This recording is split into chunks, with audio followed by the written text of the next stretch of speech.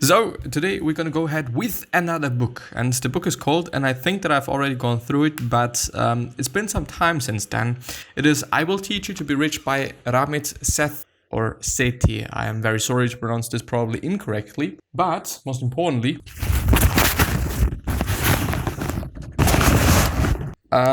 I think it is a relatively good book about finances. And I think when it comes to finances, it is definitely something that we all should and, need to know more of regarding several things and regarding just whatever it might be.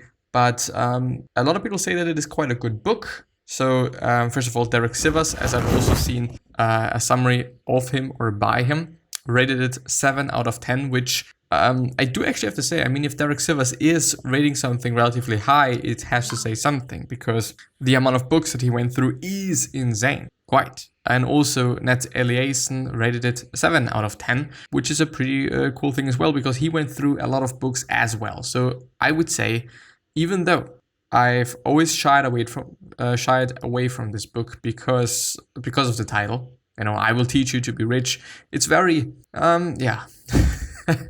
I think you know what I mean. But it might have also been the exact same thing, or it actually has been the exact same thing for the 4-hour body and the 4-hour work week and stuff like that, a lot of people actually shied away from it because of the title. And yeah, but I think I shouldn't and we shouldn't. And therefore I thought, well, I've always just neglected to go through it once again, because as I said, I think I've once gone through it already. But now I think is a pretty good time for it. And also I think, recapping some things about finances is always going to be a good thing. So yeah, I Will Teach You to Be Rich helps you identify where your money is going and gets it working for you so that you can save for the things that will bring you true happiness and lead a rich life. The 6-week program identifies how to create a system for optimizing your bill payments, savings, and investments so that your money goes to all the right places with less than an hour of maintenance a month. Which is pretty cool. And you can actually download the I Will Teach You to Be Rich summary PDF for free. Just thought about something. Should I download it? Well, I am gonna download it because I do wanna see. Do you wanna have? Well, no. Well, no. Anyway, so who is the summary for? This book is a great read for anyone wanting to get a better handle on personal finances. I Will Teach You to Be Rich helps you identify where your money is going and gets it working for you so that you can save for the things that will bring you true happiness and lead a rich life. The book outlines a 6-week program which identifies how to create a system for optimizing your bill payments, savings, and investments so that your money goes to all the right places with less than an hour of maintenance a month, which is basically nothing, by the way. About the author. Ramit Sethi, and I'm very sorry for pronouncing this incorrectly, probably studied psychology and technology at Stanford University. It was during his time there that he made a few mistakes with money, and a bad investment led him to study exactly how money worked and to understand how to make it work for him. Sethi came across the same advice over and over again and found that no one was following the advice because it didn't work. So this is how I Will Teach You to Be Rich. Sethi is committed to sharing his findings and knowledge with as many people as possible, believing that everyone has the opportunity to improve their money habits. His book became an instant bestseller and can claim over 20,000 success stories from his courses, which is pretty amazing. I mean, if you're able to really impact people's lives, it is just always something that's fucking nice, and I appreciate that. So in this summary will follow the format laid out in Sethi's book, taking you through each week of Sethi's 6-week program. The first week will be focused on optimizing your credit cards, followed by week 2's lesson on beating the banks. Week 3 will cover investing, and in week 4 we will talk about conscious spending. Saving is covered in week 5, and finally week 6 will discuss myths and the idea that investing is for everyone, not just for the rich. We'll finish up the summary with a brief discussion on how easy it is to maintain your new money habits, which is a pretty nice thing. I mean, there's a lot of good things. I'm very interested in the investing part because I do think that I have to get into this a bit more. But I'll see. Week 1, credit card optimization. Sethi explains that the very first step you need to take on your journey to wealth is to build good credit. Personal credit takes into account your credit report and your credit score. The majority of adults own a credit card, or two even, but Sethi points out that the majority of people don't know how to use them properly. When used correctly, credit cards can usually save you thousands of dollars in the long run. Credit reports and ratings. Sethi explains that a credit report provides information about your credit history, any current and recent transactions, and any accounts that you hold. This information is provided to lenders when you apply for a loan or any lending. So if they notice that, okay, you have quite a lot of accounts or you have quite a lot of credit, then maybe they're not going to give it to you. I assume. Your credit score is slightly different. You are assigned a number between 300 and 850. This number is used to explain to lenders what your risk factor is when it comes to lending. If you have a high credit rating, you are seen as less of a risk, and low credit rating represents a higher risk. It is so important that you have a high credit rating for future purchases, including houses and loans. Lenders and banks will make a decision on whether or not they will lend you money based on both your credit report and also rating. Use them right.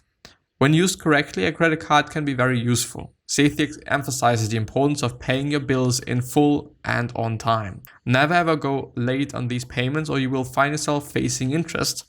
When this happens, your credit card is essentially loaning you money you don't have, which is not good. Paying interest is something you want to avoid at all costs. Sethi explains that if you make a purchase on your credit card and end up having to pay interest, you are essentially paying more for your purchase than it's worth, which is definitely the case. And there's a quote, "Building good credit is the first step in creating an infrastructure for being rich." Which I, by the way, think is totally the truth. I mean, if you spend more than you actually have, this is always what you do with credit, isn't it? It's just not good. Week 1, top tips. The following are a number of tips from Sethi to help you get your credit card set up and how to avoid common mistakes. The first one is request your credit card or credit report and score. Understand what the numbers mean and what this means for your credit. The second thing is, if you already have a credit card, check with the bank to see if it's a no-fee card. If it is not, request this, and if you don't already have a card, get one. Request to have all fees waived. The third step is set up an automatic payment to ensure that your credit card bill is never missed and is always paid in full. Ensure that this is done every month. Very important. The fourth one, if you have some debt, take a plan to start paying it off. Call your lender to restructure your payments to ensure it is paid off as quickly as possible. The aim is to get out of debt as fast as possible so you can start repeating the rewards, which I think is pretty important. And this is, by the way, also something that Ray Dalio already pointed out. That is the worst thing you can be in. Well, besides just some health issues and stuff like that, but I think this is clear. But financial wise, it is fucked up and you should really take care of it. Week 2, banks. Sethi emphasizes the importance of selecting the right bank and accounts when setting up your finances. Your bank plays a pretty important role and you want to build a good relationship with them to ensure that you don't waste money on fees that are unnecessary. Check accounts. Most people have a check account. This is essentially a standard account that money can go in and out of regularly. Sethi recommends you treat this like an email box. If all your money can come into this main account, then you're able to then filter it into the appropriate side accounts, whether that's to be savings or investments.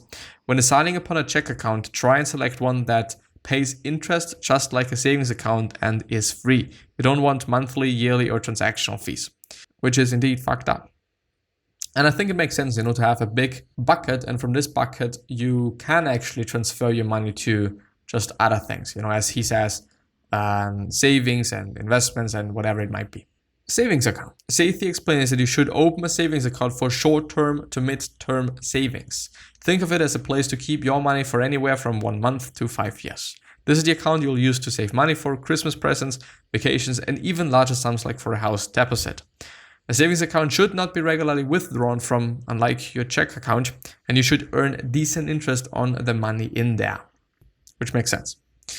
Week 2 top tips. If you don't already have one, open a check account. Double check and make sure there are no fees. And if you, as I am doing, living in a non-English speaking country, please check whether there is an equivalent to that In your country, sometimes there is actually no equivalent, as it is with the, is it called the 300k plan? I never ever am quite sure. I've read quite a lot about it, but there's nothing similar. There's no equivalent for that in Austria, which is interesting. Blah, blah, blah, blah, blah. If you find that your current account has monthly or yearly fees, call the bank and negotiate to have the fee waived. Other things to look out for: a minimum amount of fees and transactional fees. Yeah. Open a savings account with high interest. Ensure that you split up your spending money from your savings. Yes, because if you do have everything in one bucket, then of course you're going to use all of it. Ensure that you have 1.5 months worth of expenses in your check account and transfer any remaining money into your savings. Which makes sense, because sometimes there is bad times. And in these bad times, it truly makes sense to have enough money that you can live and that you can sustain yourself and that you can pay off all the expenses that you might be having. So yeah, it makes sense. It's a good thing. Week 3, investing. And I didn't really think that we're going to get there so fast. Investing can be a really overwhelming subject, and for this reason, many people tend to avoid it altogether. Sethi wants to educate and empower people to so that everyone feels confident to make investments. Sethi explains that after the global financial crisis, a lot of people were put off investing, but really times like this are actually when investing is a wise move. And I don't know if now is a good time to invest. By opening an investment account, you give yourself access to the biggest money-making vehicle in the history of the world, the stock market. 5 simple steps. Sethi has 5 steps to follow in order to begin the process of investing. 401k plan. Sit down with your employer and set up automatic payments into a 401k account. Each country will have an equivalent. For example, here in New Zealand or NZAT, it's called Kiwi Saver. But essentially, this is a long-term savings account, especially for retirement. A lot of these accounts will have a system that requires your employer to match whatever your contribution is, so it's important to contribute the maximum amount. Sethi explains that there is no better investment than one where you have 100% return, so this is a no-brainer, which makes sense. This is also automatically done every paycheck and therefore requires almost no input from you other than the initial setup. The second thing is pay off your credit card debt. Once this is done, you will have more available money to invest. Take the time to come up with an achievable plan in paying this off quickly. Once again, very important. The third step is Sethi recommends also opening up an individual retirement account or investment fund. The aim is to contribute as much post-tax income as possible. This account is designed to be more accessible than any 401k account. The fourth, if there is any money left, put more into your 401k. The fifth, once the 4 previous steps are completed, you're left with some money to play with. Either consider a non-retirement fund investment to invest the money in yourself to start a business. Note, if your employer isn't going to match your contributions, then Sethi recommends opening the account but not contributing. There's little point without the match initially. So I don't really know how this is working. This seems to not really be a system that we have in here where I'm living, but yeah, if you do have this system, then just please take care of it and yeah, invest wisely and invest in things that you know about. Very important. Yeah, I'm not gonna repeat what Warren Buffett is saying quite all the time. Week 4, conscious spending. Sethi has spent a lot of time researching different advice from financial experts. He explains that the one piece of advice he heard the most regularly was that all you need to do is create a budget. However, Sethi believes that this is easier said than done. Nobody has the time or will to track every penny going in and out, and the budgets quickly become unstuck. For this reason, Sethi recommends that he calls conscious spending. Conscious spending is easy enough to do. When money comes in, your first priority is going to be looking after your savings and also investment accounts. Once those have been replenished, you can consider all of the remaining money yours to spend guilt-free. The best way to handle the remaining money is to make decisions about where you want to spend your money ahead of time. Sethi explains that you should have a frugal approach, not a cheap approach. Frugality is preferred over being cheap with everything because you can save money on most of your purchases, but have the freedom to spend more money in a few areas. Consider your priorities, Sethi explains that if you want to go to the movies every week as your splurge, then consider not buying a 2.5 bucks or to $50 Coke every lunchtime. Prioritize the movie over the Coke. It's up to you to decide where you are willing to make sacrifices and where you want to splurge. And this is definitely the case. Not everybody's interested in everything, and so yeah, just spend your money on those things that you really care about and that are of importance for you, or that seem to be of importance for you, which just makes sense, I guess. Week 4 top tips. When you get your next paycheck, try and itemize your spending and figure out where most of it goes. The second one is break up your income into fixed costs, long-term investment and saving goals, and your guilt-free spending. Then third, have a look at some of your fixed costs. Are you getting the best deal on insurance? ? Consider shopping around on these costs to see what you can minimize. Yeah, indeed. I mean, there's a lot of money that we can minimize, and there's a lot of expenses that we can minimize by, I think, just spending money consciously and having a look like, should I really buy this branded piece of ketchup or should I buy the non-branded one? Because it doesn't matter. Should I? It is always about, I think, what is it called? I forgot the word. Sometimes there's a balance. There is a balance. This is what I want to say. Fuck it. The thing is, okay, the branded ketchup might be tasting a bit better, but it is 2 times as pricey as the other one. So you're sacrificing, it's all about sacrifices. You're sacrificing the little bit better of a taste for feeling good about yourself and having just double the amount of money. And just, this is something that I always do. When it comes to spending money, I'm very frugal. I just really don't spend my money on quite anything unless it is actually food, by the way. If it is about food, then I do have to say, there's some expenses that go to that because food is important for me and for my workout goals and, stuff like that. Also health-wise. But still, why? Whenever I buy food, then I'm not gonna buy the branded things. I'm gonna buy the cheapest motherfucking things that give me the best for my buck. For example, I don't know, I always buy the cheapest one.